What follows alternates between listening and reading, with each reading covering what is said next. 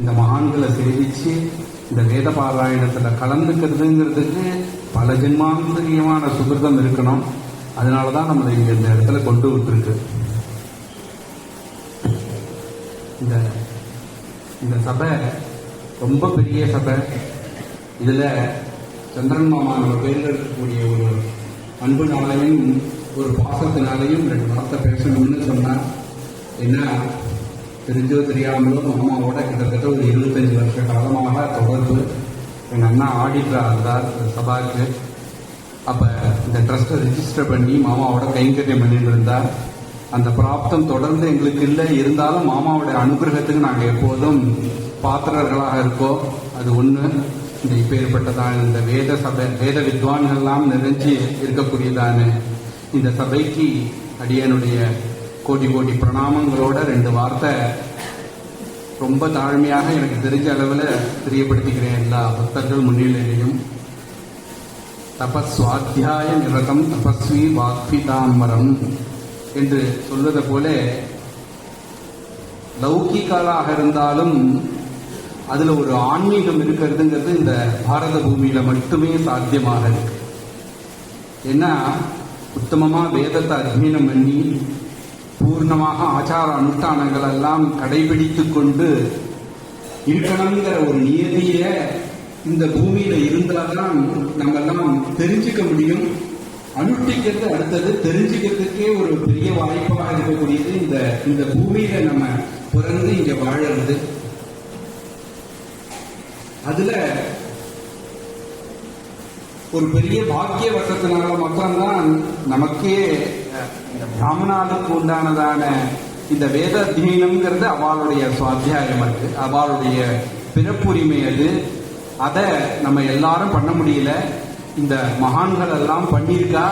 அப்படிப்பட்டதான அந்த மகான்கள் இங்க சதுர்வேத பாராயணம், ராமாயண பாராயணம், பட்டாபிஷேகம் எல்லாமே நடக்கிறது. அதுல நம்ம எல்லாம் கலந்துட்டு இருக்கோம். இதுல கலந்துக்கிறதுக்கே நம்ம எல்லாம் ஏதோ சிரமப்பட்டு அங்கேருந்து ஒரு பிரயத்தனப்பட்டு இங்க வந்திருக்கோம். இந்த பாராயணத்தை நடத்தணும்னா எத்தனை பரிசிரமப்பட்டு இந்த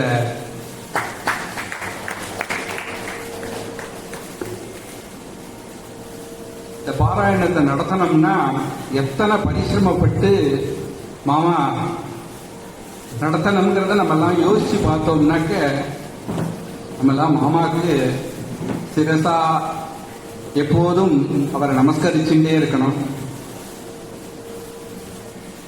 அவ அப்பாவுடைய ஆசீர்வாதம்.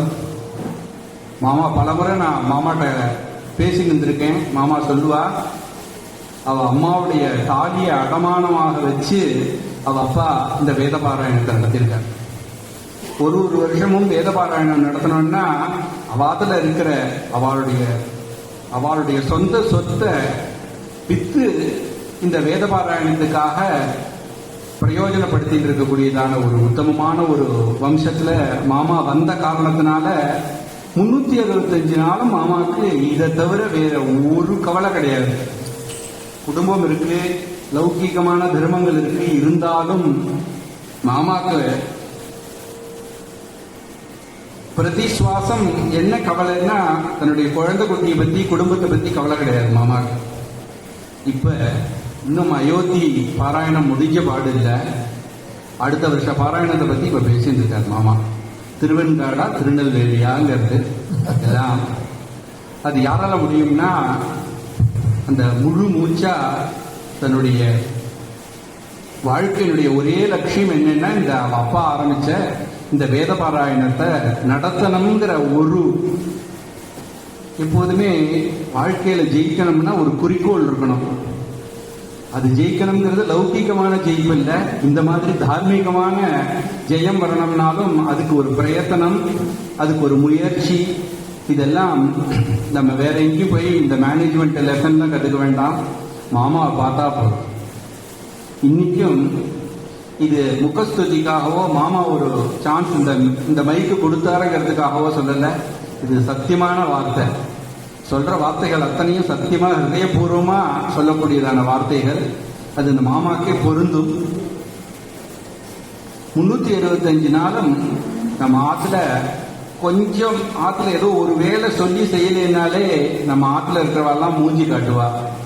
ஆனா மாமாவுடைய குடும்பத்துல இருக்கிறவா அத்தனை பேரும் மாமாவுடைய சரீர தர்மங்கள் எல்லாம் மீறி மாமா ஈடுபட்டு இருக்கிறது எல்லாத்தையும் அவ பொறுத்துன்னு இருக்கா.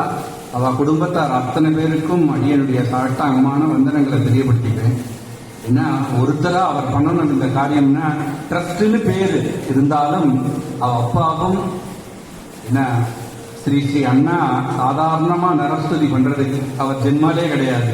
ஆனா மாமாவுக்கு மட்டும்தான் தர்மபுத்திரன்னு டைட்டில் கொடுத்துருக்காரு. இது யாரும் சொல்லி கேட்கல. நானே பரனூர்ல அந்த பாராயணத்துக்கு போன போது நான் உள்ள நுழையும் போது அண்ணா இவருக்கு அந்த டைட்டில் கொடுத்துட்டு இருக்கிறத நான் கேட்டதுனால நான் பக்தர்கள் முன்னிலையில தெரியப்படுத்திக்கிறேன். அப்படி வரணும்னா இந்த வேத பாராயணம் அவருடைய உயிர் மூச்சாக இருக்கு. அதுதான் சத்தியமான ஒரு வார்த்தை. இந்த பெரிய சபையில நிறைய நாளி ஏதோ என்னுடைய திருமதிக்கு எட்டினதை நிறைய பேச விருப்பப்படலை. இருந்தாலும் இந்த வேத பாராயணம் வாழையடி வாழையாக மாமாவுடைய புத்திரன் ரொம்ப அருமையா வந்து அவ குடும்பம் பூரா எல்லாருமா கைங்கரியம் பண்ணிட்டு இருக்கா. நான் இங்க நம்ம அயோத்தியில வீட்டில் இருக்கக்கூடியதான் நீங்க குலதெய்வமான ஸ்ரீ ராமச்சந்திரமூர்த்திகிட்ட பிரார்த்தனை பண்ணிக்கிறது என்னன்னா, இவா குடும்பம் அத்தனை பேரும் பரமக்ஷேமத்தோடு இருந்துட்டு தொடர்ந்து வாழையடி வாழையாக இந்த தர்மத்தை அவ தொடர்ந்து நடத்திட்டே இருக்கணும். மாமா இன்னும் பல காலங்கள் சிரஞ்சீவியாக இருந்து எப்போதும் இந்த நோய் நொடி இல்லாம மாமாக்கு என்ன சரீரசமம் இருந்தாலும் அதெல்லாம் அவர் பொருட்படுத்தல. இருந்தாலும் அவர் தொடர்ந்து இந்த கைங்கரியத்தை பண்ணிட்டே இருக்கணும். அதுக்கு பகவான் ராமச்சந்திரமூர்த்தி துணை இருக்கணும்னு சொல்லி பகவானை பிரார்த்தனை பண்ணிட்டு மாமா 2 வார்த்தை பேச சொன்னது அவருடைய பெரிய மனசு. அதனால இங்க மேடையில் இருக்கக்கூடிய மாமா தீட்சர் மாமாவுக்கும் என்னுடைய நமஸ்காரங்களை தெரியப்படுத்திட்டு மேலே தொடர்ந்து கதை கேட்கறதுக்காக தான் நம்மெல்லாம் வந்திருக்கோம். 2-3 விஷயம் கதை சொல்லணும், கதை கேட்கணும்னா மாமாவுடைய அவ செய்காலிபுரம் பரம்பரையில் இருக்கக்கூடிய அவ சொல்லி நம்ம கேட்கணும். அதனால அந்த பொன்னான நேரத்தை நான் எடுத்துக்கொள்ள விரும்பல. மாமாவுக்கும் இங்க இருக்கக்கூடிய அத்தனை வேத வித்வான்கள் அத்தனை பேருக்கும் என்னுடைய கோடி கோடி வந்தனங்களை தெரியப்படுத்திக்கிறேன். ஜெய் சத்குரு மகாராஜ் கி